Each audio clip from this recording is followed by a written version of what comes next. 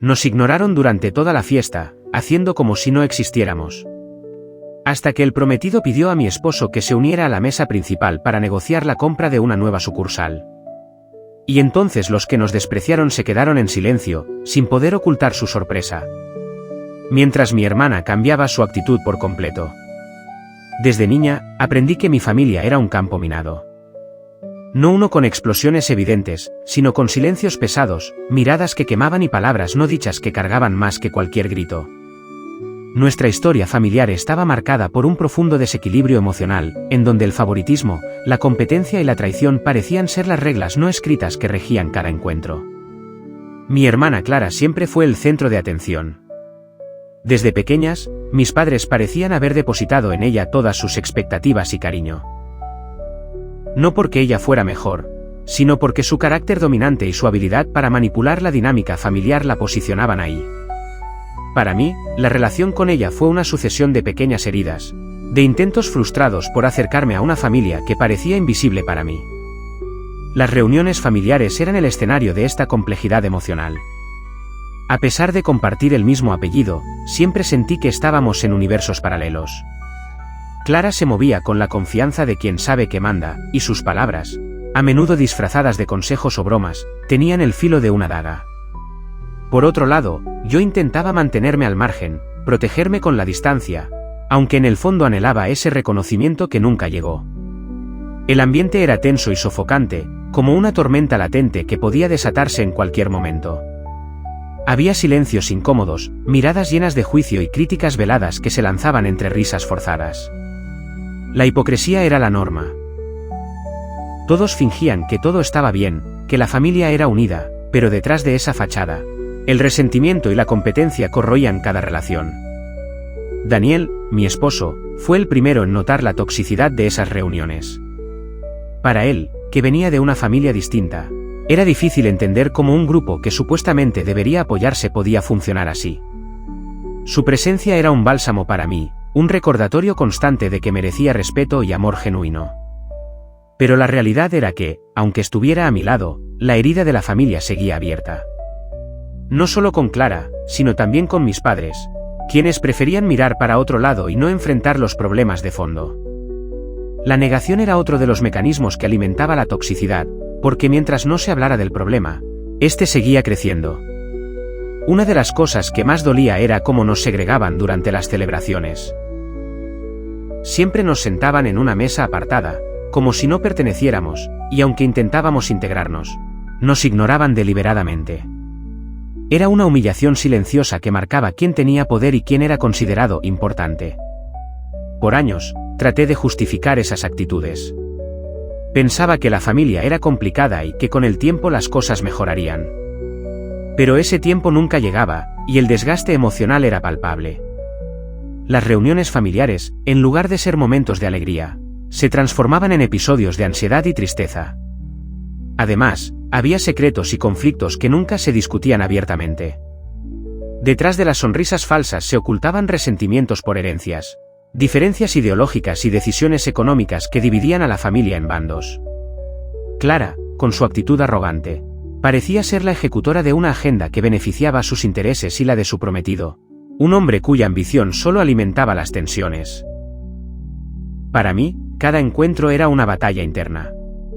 Quería pertenecer, ser aceptada, pero también necesitaba proteger mi salud mental. La dualidad entre el deseo de reconciliación y el instinto de supervivencia me desgarraba. ¿Hasta dónde debía llegar para mantener la paz? ¿Cuando la paz se convierte en complicidad con el daño? Esa noche, como tantas otras, me senté en la mesa apartada junto a Daniel, sintiendo el peso de las miradas invisibles y los cuchicheos. Clara y su prometido lideraban la mesa principal, rodeados de familiares que se reían y brindaban sin preocuparse por quienes estábamos excluidos. Sin embargo, lo que ninguno sabía era que esa noche iba a cambiarlo todo. La misma familia que nos ignoraba estaba a punto de presenciar una verdad que nadie había anticipado. Una verdad que pondría patas arriba las dinámicas y revelaría la verdadera fuerza que Daniel y yo teníamos. No solo como pareja, sino como aliados estratégicos en un juego que siempre habíamos jugado desde las sombras. Esa noche, mientras el desprecio se palpaba en el aire, yo sentía una mezcla de miedo y determinación. Porque había llegado el momento de dejar atrás el rol de la víctima, de salir de la invisibilidad y reclamar nuestro lugar, no con palabras vacías, sino con hechos que nadie podría ignorar. Porque en medio del desprecio y la arrogancia, la justicia poética estaba a punto de hacer su aparición, y con ella, la posibilidad de un cambio real. La traición llegó como un golpe inesperado, uno de esos que te deja sin aire y hace que todo lo que creías sólido se desmorone en segundos. No fue un acto cualquiera, sino una traición que rompió el fino hilo de confianza que me quedaba hacia mi propia familia, y más doloroso aún, hacia mi hermana Clara. Todo había transcurrido con la habitual tensión contenida. Daniel y yo, relegados a la mesa apartada, mirábamos desde la distancia como los demás disfrutaban de la fiesta, ignorándonos por completo. El desprecio no era solo evidente, era brutal y desgarrador. Pero lo que vino después fue peor. En un momento inesperado, el prometido de Clara se levantó y pidió la palabra. Sorprendentemente, hizo un gesto hacia Daniel, invitándolo a unirse a la mesa principal. Mi corazón latía con fuerza, sin entender qué iba a suceder. Lo que siguió fue una escena que jamás imaginé. Le pidió a mi esposo que diera un discurso de bienvenida, reconociendo su papel fundamental como principal inversionista y aliado estratégico en la compra de una nueva sucursal de la empresa familiar. La sala quedó en silencio. Las miradas se clavaron en Daniel, y luego en mí. La arrogancia y el desprecio de Clara se congelaron en su rostro. Su sonrisa altiva se borró, y sus ojos buscaron una explicación, una salida. Pero no había palabras para justificar lo que acababan de escuchar. Sentí una mezcla de emociones contradictorias, sorpresa, orgullo, indignación, y una rabia profunda que me quemaba por dentro. Había confiado en que mi familia conocía el valor de Daniel, que respetaban el trabajo y la dedicación que habíamos puesto en ese proyecto. Pero no, habían preferido ocultarlo, ignorarlo, usarnos como moneda de cambio y luego despreciarnos abiertamente. La traición no solo fue el rechazo, sino el intento de borrar nuestra contribución, de negar nuestro esfuerzo y éxito. Habían hablado de nosotros como si no existiéramos, mientras tomaban decisiones que afectaban directamente nuestra vida sin consultarnos ni siquiera una vez. Era una negación brutal de nuestra realidad y de nuestro lugar legítimo en la familia y los negocios. Mis manos temblaban mientras escuchaba a Daniel hablar con calma, pero con firmeza, exponiendo con claridad nuestra participación en el crecimiento de la empresa y el compromiso que habíamos asumido. Cada palabra suya era una reivindicación, un acto de justicia que rompía el silencio impuesto por años. Pero la traición no terminó ahí. Más tarde, descubrí que Clara y su prometido habían estado manipulando información, ocultándonos datos vitales, e incluso desestimando propuestas nuestras sin consultarnos. Todo mientras fingían una armonía familiar que no existía. Me sentí devastada. La confianza que había intentado construir con ellos, la esperanza de encontrar un lugar en esa familia, se había convertido en polvo. La rabia y el dolor me envolvieron como una ola imparable. No podía creer que hubieran sido tan crueles, tan calculadores, que hubieran preferido destruir antes que compartir. En esa noche de fiesta y falsas sonrisas, comprendí que había una grieta insalvable entre nosotros, una herida profunda que no podía ni quería ignorar más. La traición de mi hermana y su círculo era un terremoto que sacudía los cimientos de mi mundo familiar. Sentí que había perdido no solo lazos familiares, sino también una parte de mí misma. La traición me obligó a replantear todo. ¿Qué significado tenía esa familia si no podía confiar en ellos? ¿Qué valor tenía pertenecer a un apellido que usaba la exclusión como arma? Esa noche lloré en silencio, no solo por el dolor, sino por la decepción de darme cuenta de que la batalla que había estado librando no era solo contra ellos, sino contra la ilusión de una familia que nunca existió realmente para mí. Pero entre las lágrimas, también sentí una chispa, un despertar. La traición, tan devastadora como fue, me mostró lo que realmente merecía: respeto, verdad y amor genuino. Y que para encontrarlos, debía dejar atrás lo que ya no me servía, aunque doliera. La herida estaba abierta, y aunque sangraba, sabía que ese era el comienzo de un camino necesario para mi sanación y crecimiento. Porque a veces, para reconstruirse, primero hay que permitir que todo se derrumbe. Después de la traición, sentí como si mi mundo se resquebrajara en 1000 pedazos. Esa noche, volví a casa con el corazón destrozado, y una mezcla de rabia, tristeza y confusión que no sabía cómo manejar. Durante días, esa herida no dejaba de sangrar, y cada pensamiento me arrastraba a un abismo oscuro donde la lealtad familiar y la necesidad de protegerme chocaban con una fuerza brutal. Me senté muchas noches en la penumbra de nuestro cuarto, preguntándome cuánto más podía soportar. ¿Hasta dónde debía callar para mantener la paz? ¿Era ese sufrimiento el precio que tenía que pagar por seguir siendo parte de esa familia? Cada recuerdo de esos años acumulados, cada gesto hiriente y cada palabra venenosa me golpeaban con más fuerza que nunca. La decisión comenzó a tomar forma cuando reconocí algo que hasta entonces había negado. No podía seguir viviendo a costa de mi bienestar emocional. La toxicidad no era solo un problema externo, era un veneno que se filtraba lentamente en mi alma, consumiéndome desde dentro. Pero la batalla interna fue feroz. Por un lado, estaba la voz de la culpa, esa voz que te dice que debes aguantar, que la familia es sagrada y que tienes la obligación de proteger esos lazos, aunque duelan. Me preguntaba, ¿cómo iba a explicarles a mis padres que ya no quería seguir jugando este juego? ¿No sería acaso una traición de mi parte? Por otro lado, estaba mi instinto de supervivencia, un grito silencioso que pedía a gritos un cambio, que necesitaba urgentemente poner distancia para sanar. Ese instinto me decía que merecía respeto, que merecía ser tratada con dignidad y que no podía seguir sacrificándome para alimentar un sistema que me destruía. Esa tensión interna me consumía. Me sentía atrapada en una prisión invisible, donde cada decisión tenía un costo emocional tremendo. El peso de la lealtad se convirtió en una cadena que me impedía avanzar, pero al mismo tiempo, la idea de romperla me llenaba de miedo y culpa. En medio de ese caos, tuve una conversación decisiva con Daniel. Él, con su calma y sabiduría, me ayudó a ver lo que estaba negando, que poner límites no era un acto de egoísmo, sino de amor propio. Que priorizar mi salud mental no significaba abandonar a mi familia, sino protegerme para poder estar realmente presente cuando fuera sano hacerlo. A partir de esa charla, comencé a permitirme sentir la verdad sin juzgarme. Lloré, grité en silencio, me permití el duelo por lo que había perdido y por lo que nunca tendría. Y poco a poco, esa carga insoportable empezó a transformarse en una fuerza renovada. El punto de quiebre llegó una tarde mientras revisaba mensajes y llamadas ignoradas.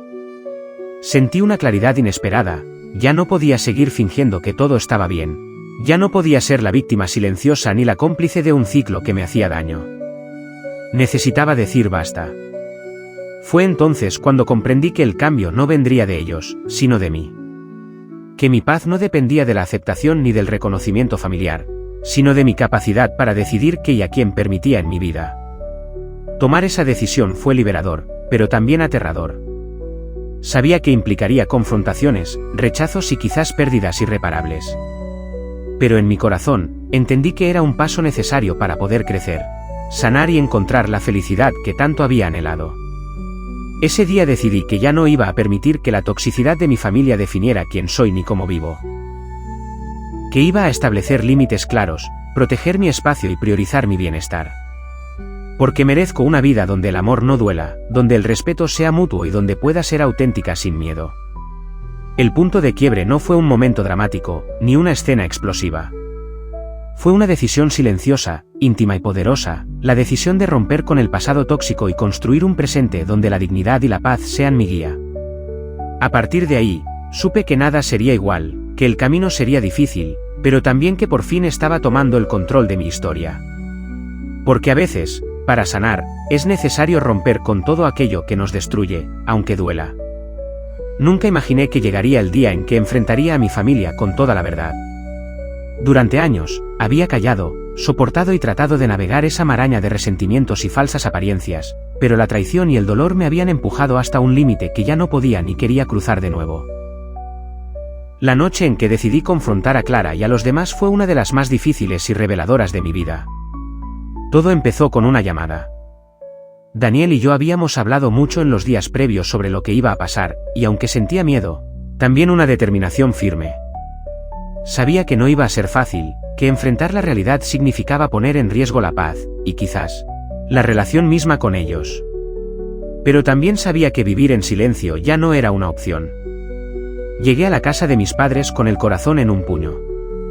Clara estaba allí, impecable, rodeada de su séquito habitual, con esa sonrisa fría que tantas veces había deseado destruir.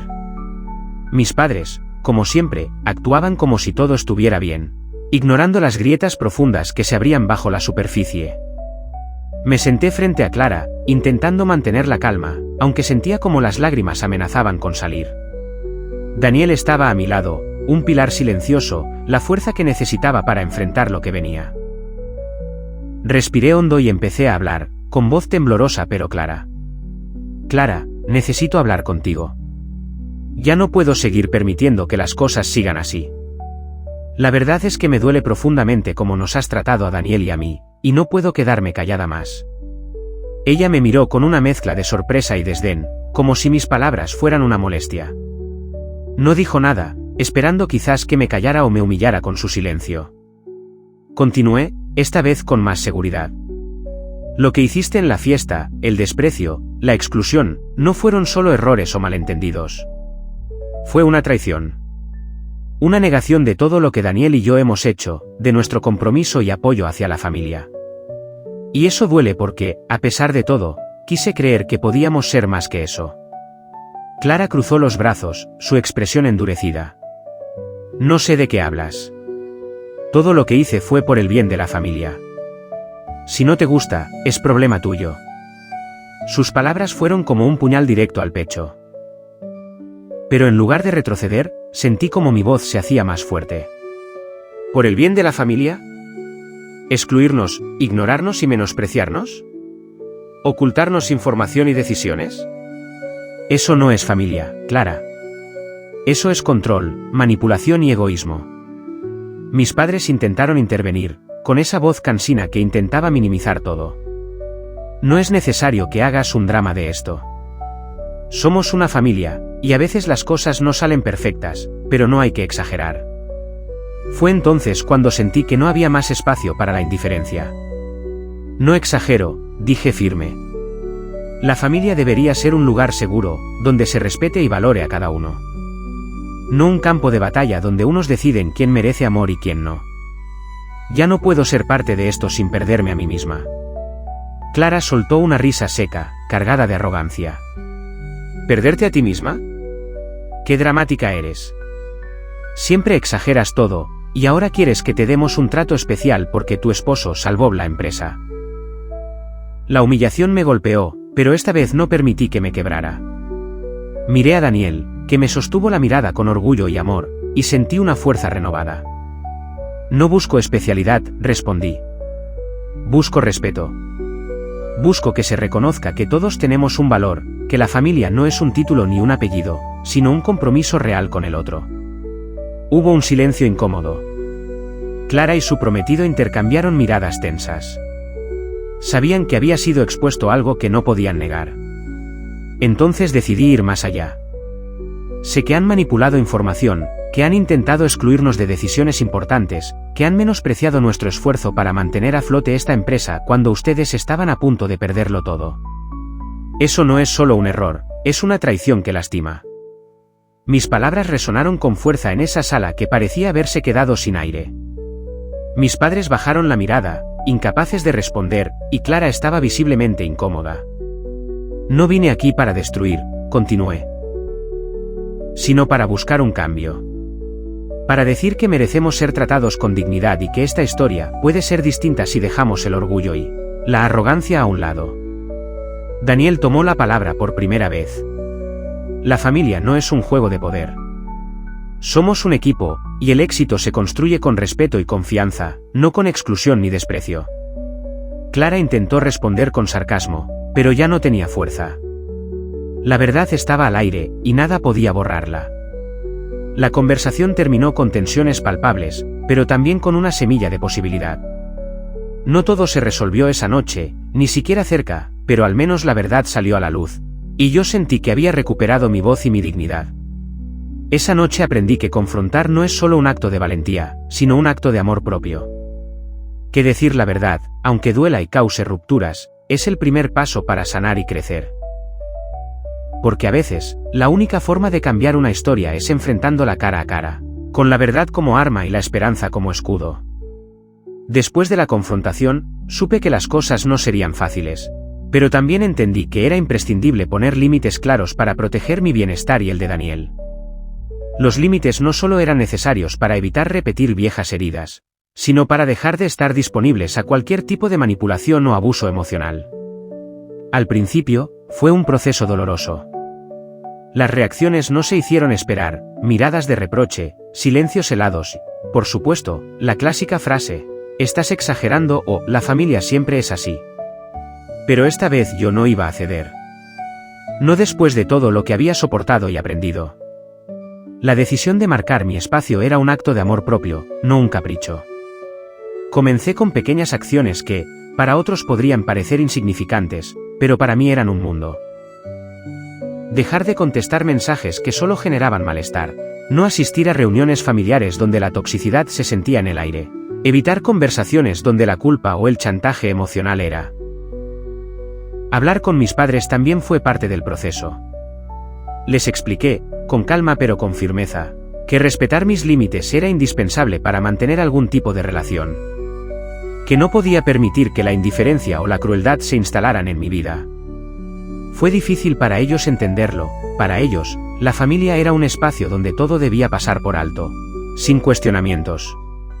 Pero les pedí que intentaran verlo desde mi perspectiva, desde la necesidad de sanar. También tuve que enfrentar la resistencia de Clara, que no solo negó sus errores, sino que intentó descalificar mi postura y ridiculizar mis necesidades. Pero cada vez que intentaba avanzar sobre mis límites, yo recordaba la fuerza que me llevó a llegar hasta aquí y la confianza que Daniel depositaba en mí. Eso me mantenía firme. Establecer límites no solo fue emocional, también fue físico. Decidí que solo iría a eventos familiares donde me sintiera respetada y bienvenida, y que no permitiría que se me impusiera una presencia obligada en situaciones incómodas. Fue un aprendizaje duro, decir no cuando antes decía sí por miedo a las consecuencias. Entendí que decir no me hacía mala persona, sino una mujer que se respeta. Hablar sobre estos límites con Daniel fue esencial. Juntos diseñamos una estrategia para protegernos y apoyarnos mutuamente. Saber que no estaba sola en esta lucha me dio la fortaleza para seguir adelante, incluso cuando la soledad acechaba. Aprendí que los límites son puentes para relacionarnos mejor, no muros para aislarnos. El desafío más grande llegó con la culpa que me intentaban imponer, especialmente cuando mis padres expresaban su decepción o cuando Clara hacía comentarios hirientes en público. Pero con el tiempo, comprendí que esa culpa era una herramienta para manipularme y que no debía cargar con ella. Mi prioridad era mi paz y mi salud emocional. Poner límites fue un acto revolucionario en mi vida. Fue romper con un ciclo de abuso y negligencia, pero también un acto de amor profundo hacia mí misma. Me di permiso para cuidarme, para decir basta, para escoger qué relaciones valían la pena y cuáles necesitaban distancia. Ahora, cada vez que alguien cruza un límite, siento la fuerza para recordarle con respeto pero con firmeza que mi espacio es inviolable. Porque entendí que no es egoísmo ponerme primero, sino un paso esencial para sanar y crecer. Decidir priorizar mi paz por encima de las obligaciones familiares fue, sin duda, uno de los actos más difíciles y liberadores que he realizado en mi vida. Durante años, me había sentido atrapada en un ciclo donde la familia era sinónimo de deber inquebrantable, de sacrificios personales que debían hacerse sin cuestionar. Pero esa misma obligación, disfrazada de amor, se convirtió en la cadena que me impedía respirar. Al inicio, la idea de elegir la paz en lugar de cumplir con las expectativas familiares me llenaba de culpa. Sentía que estaba traicionando a mis padres, que estaba rompiendo con lazos sagrados, y que, al final, esa decisión me convertiría en alguien egoísta, fría, desconectada. La presión era inmensa, no solo externa, sino interna, una voz que insistía en que debía aguantar, soportar y no darme el lujo de ser feliz a costa de otros. Pero conforme fue pasando el tiempo y reforzaba mis límites, comprendí que vivir bajo esa obligación era vivir en un estado constante de agotamiento emocional. La ansiedad, la tristeza y la frustración se habían convertido en mis compañeras diarias, y algo dentro de mí empezó a gritar, esto no es vida. Elegir la paz no significó renunciar a mi familia, sino replantear qué significaba realmente ese vínculo. Aprendí que la familia no es un contrato de sumisión ni una jaula que nos impide crecer. La familia debería ser un refugio, un espacio de apoyo mutuo, no una fuente constante de dolor y conflicto. Ese cambio de perspectiva fue un proceso de autoaceptación. Aceptar que merezco ser tratada con respeto, que mi salud emocional es prioridad, y que puedo amar a mi familia sin perderme en la obligación de complacerlos a costa de mi bienestar. Fue reconocer que no podía construir una vida plena si antes no cuidaba mi alma. Cuando finalmente tomé la decisión de alejarme un poco, de no responder siempre a sus demandas, de no asistir a cada reunión familiar tóxica, sentí un peso enorme desaparecer. No fue fácil, claro, las llamadas preguntando por qué, los reproches velados, las miradas acusadoras intentaron hacerme volver atrás. Pero en cada uno de esos momentos recordaba mi valor y el derecho que tengo a la tranquilidad. La paz que encontré no es un silencio vacío, sino un espacio lleno de libertad y amor propio. Puedo disfrutar de momentos sin miedo al juicio o la manipulación. Puedo elegir con quién compartir mi tiempo y mi energía. Y lo más importante, aprendí a perdonarme por haber permitido tanto dolor antes. Esta elección también transformó mi sentido de identidad. Ya no soy la hija que se sacrifica hasta perderse a sí misma, soy una mujer que decide qué merece y qué no. Que reconoce sus límites, que se defiende y que se respeta. Eso me ha dado una fuerza interior que ni siquiera imaginaba tener. Además, esta decisión afectó mis futuras relaciones. Ahora me acerco a la gente con una nueva claridad, valorando la reciprocidad y el respeto. No permito que nadie cruce mis límites ni que me haga sentir menos. He aprendido que la paz no es un regalo que otros me dan, sino una conquista personal que debo proteger cada día. No niego que hubo momentos de tristeza y soledad. Renunciar a ciertas dinámicas familiares implica perder ciertas ilusiones, y aceptar que algunas personas quizás nunca cambiarán. Pero esa tristeza también fue parte del proceso de sanación, porque me ayudó a cerrar capítulos y a abrir espacio para lo nuevo. Hoy, elijo la paz porque he comprendido que la obligación familiar nunca debe ser más fuerte que el amor hacia uno mismo. Porque sé que, para amar a otros de verdad, primero debo amarme y cuidarme. Porque sé que la verdadera fortaleza está en respetar mis límites y proteger mi felicidad.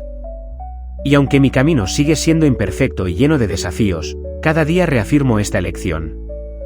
Porque la paz es mi hogar, y yo merezco vivir en él. Las semanas y meses posteriores a aquella confrontación fueron una montaña rusa emocional. El aire cambió, las dinámicas familiares se resquebrajaron, y aunque hubo momentos de tensión, también hubo un espacio nuevo que no existía antes, el espacio para sanar. Aprendí que el crecimiento no es lineal, que no se trata de borrar el pasado sino de integrarlo, con sus heridas y sus enseñanzas. Lo primero que noté fue cómo el peso del silencio y la negación se disipaba dentro de mí. Ya no tenía que cargar con la culpa injusta ni con el miedo a ser rechazada. Poner límites y elegir la paz me permitió respirar más libre, y en ese aire nuevo descubrí la fuerza que me había faltado durante años. La relación con mis padres se volvió más compleja, sí, pero también más honesta. Algunos días aún había reproches y palabras duras, pero al menos ahora podían hablar conmigo sin tener que esconder las verdades o manipular las emociones. Con Clara, el vínculo fue aún más distante, casi inexistente, porque no todos están dispuestos a cambiar ni a reconocer sus errores. Acepté eso con tristeza, pero también con la certeza de que no puedo obligar a nadie a amarme o respetarme. Lo que más me sorprendió fue el impacto que todo esto tuvo en mí como persona. Empecé a valorar más mi tiempo, mis emociones y mis decisiones. Aprendí a decir no sin sentirme culpable, a buscar espacios donde el respeto y la empatía fueran la norma. La toxicidad quedó atrás porque entendí que no es un destino inevitable, sino una elección diaria que puedo evitar. Además, esta experiencia me abrió los ojos para identificar otras relaciones tóxicas que antes había normalizado. No solo en mi familia, sino en amistades o incluso en el trabajo. Ahora sé cuándo es momento de alejarme, cuándo debo cuidarme, y cuándo es necesario decir basta para proteger mi salud mental y emocional. A nivel personal, mi autoestima floreció. Descubrí que soy mucho más fuerte de lo que pensaba, que merezco amor y respeto sin condiciones. Esa certeza se convirtió en un faro que guía mis decisiones y me ayuda a mantenerme firme ante las dificultades. Daniel ha sido fundamental en este proceso. Su apoyo incondicional, su comprensión y su compañía me recordaron que no estoy sola. Juntos construimos un refugio donde podemos ser auténticos y vulnerables, donde el respeto mutuo es el cimiento. Nuestra relación creció, se profundizó, y eso me dio una nueva esperanza para el futuro. Mirando hacia atrás, veo que cada lágrima, cada herida, cada discusión tuvo un propósito. Fueron los escombros necesarios para construir una versión más auténtica y libre de mí misma. No me arrepiento de haber elegido la verdad y la paz, aunque haya significado alejarme de personas que creía indispensables. Hoy, cuando pienso en mi familia, siento una mezcla de amor y distancia. No porque haya dejado de quererlos, sino porque aprendí que el amor también implica protegerse y no permitir que el daño se perpetúe. Ya no espero que todo sea perfecto ni que las heridas se cierren de inmediato. En cambio, cultivo la paciencia conmigo misma y con ellos, sin dejar que eso me detenga. Este camino no ha sido fácil, pero sí necesario. Me ha enseñado que la toxicidad puede ser un llamado a despertar, una invitación a tomar las riendas de mi propia vida. Que poner límites no es un acto de egoísmo, sino de valentía y amor propio. Que elegir la paz sobre la obligación es un acto de justicia hacia mí misma. Si algo quisiera compartir con quienes atraviesan conflictos familiares similares, es que no están solos y que merecen un espacio seguro donde crecer y sanar. Que está bien pedir ayuda, está bien decir no, y que la paz interior es el mayor regalo que pueden darse. La familia, al final, no es solo la que compartimos por sangre, sino también la que elegimos para acompañarnos en el camino. Y yo he elegido caminar con dignidad, respeto y sobre todo, con la certeza de que merezco ser feliz.